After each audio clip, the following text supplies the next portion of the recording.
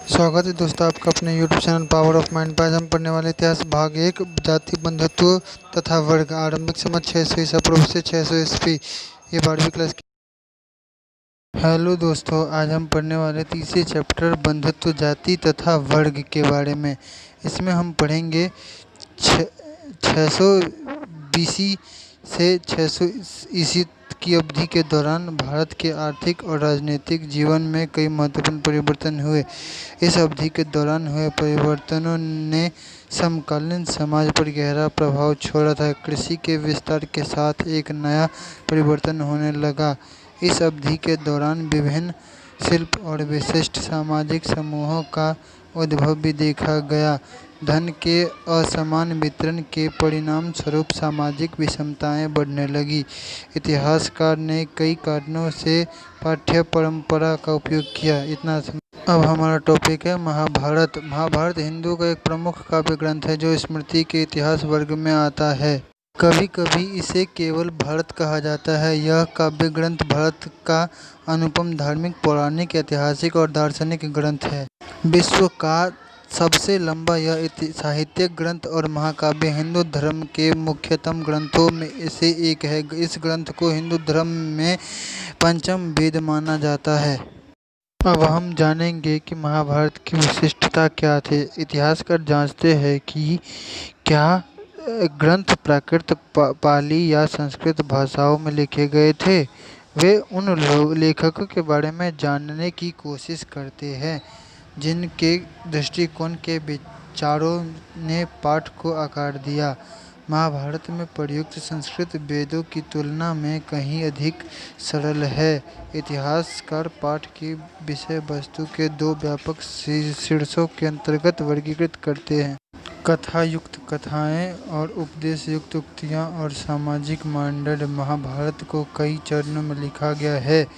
यह किसी एक लेखक का काम नहीं है, हालांकि यह पारंपरिक रूप से वेद व्यास नामक एक ऋषि को जिम्मेदार ठहराया है।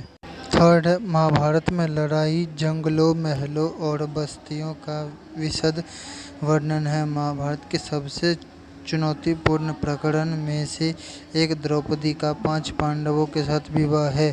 फोर्थ पॉइंट है, यह सत्तारूढ़ अभिजात वर्ग के बीच बहुपतित्व, एक महिला के कई पति होने का अभ्यास का सुझाव देता है। कुछ इतिहासकारों का मानना है कि बहुपत्नी ब्राह्मणवादी दृष्टिकोण से अवांछनीय है, लेकिन युद्ध के समय में महिलाओं की कमी के कारण यह हिमालय क्षेत्र में प्रचलित था। अब है महाभारत का समालोचनात्मक संस्करण। 1919 में संस्कृत भाषा के एक महान विद्वान जिनका नाम B.S. सुक्तांकर था, उनके नेतृत्व में एक महत्वाकांक्षी परियोजना की शुरुआत हुई।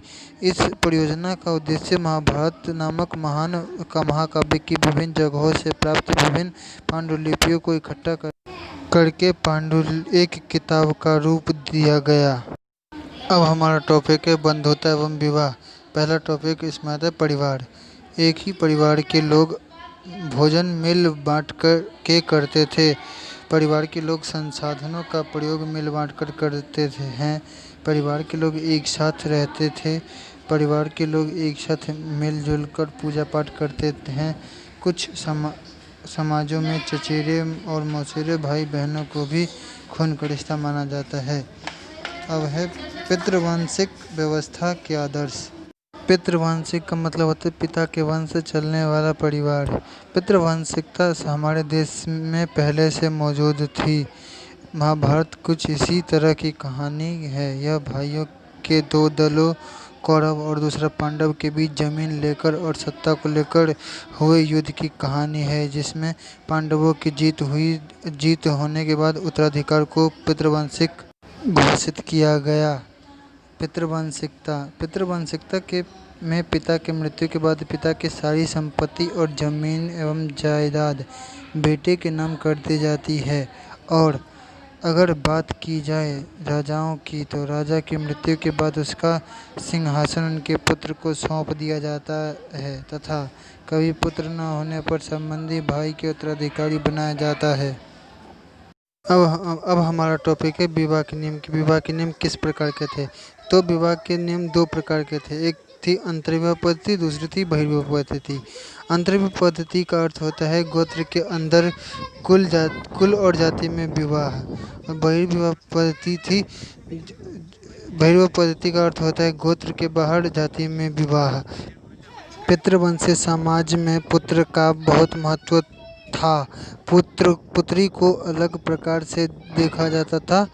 पुत्री का विवाह गोत्र से बाहर किया जाता तथा कन्यादान पिता का अहम कर्तव्य माना जाता था। नए नगरों का उद्भव हुआ, सामाजिक नियम बदलने लगे, क्रय विक्रय के लिए लोग नगरों में आते थे, विचारों का आदान प्रदान होने लगा। इसीलिए प्रारंभिक विश्वासों पर एवं व्यवहार पर प्रश्न चिन्ह लगे। इन्हीं चुनौती देने के लिए ब्राह्मणों ने आचार संहिता तैयार की। इसका पालन सभी को करना था। अब थर्ड पॉइंट है 500 ईसा पूर्व से इन मानदंडों का संकलन धर्मसूत्र धर्मशास्त्र ग्रंथों में हुआ। इसमें सबसे अहम मनुस्मृति था। धर्मशास्त्र में 8 प्रकार के विवाह बताए गए हैं, जिसमें प्रथम 4 प्रकार के उत्तम थे। अब हम पढ़ेंगे कि स्त्री का गोत्र क्या था। गोत्र पद्धति 1000 ईसा पूर्व प्रचलन में आई। इसका मुख्य उद्देश्य गोत्र के आधार पर ब्राह्मणों का वर्गीकरण करना था। प्रत्येक गोत्र एक वैदिक ऋषि के नाम पर होता था। उस गोत्र के सदस्यों को ऋषि का वंशज ही माना जाता था। अब है गोत्र के नियम। जाहिर सी बात है, अगर गोत्र होंगे तो उसके कुछ नियम भी होंगे।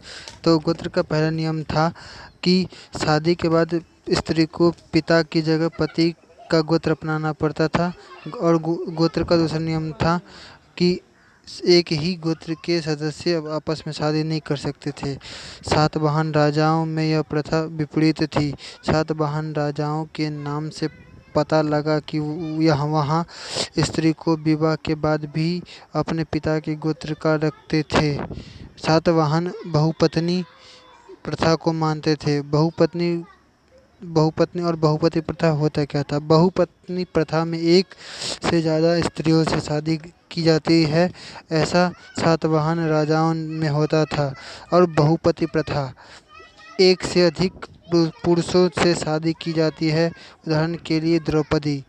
क्या माताओं को महत्वपूर्ण समझा जाता था? इतिहास में बहुत से ऐसे किस्से हैं जिनसे पता चलता है कि 600 ईसा पूर्व से 600 ईस्वी के शुरुआती समाज में माताओं को भी महत्वपूर्ण समझा जाता था।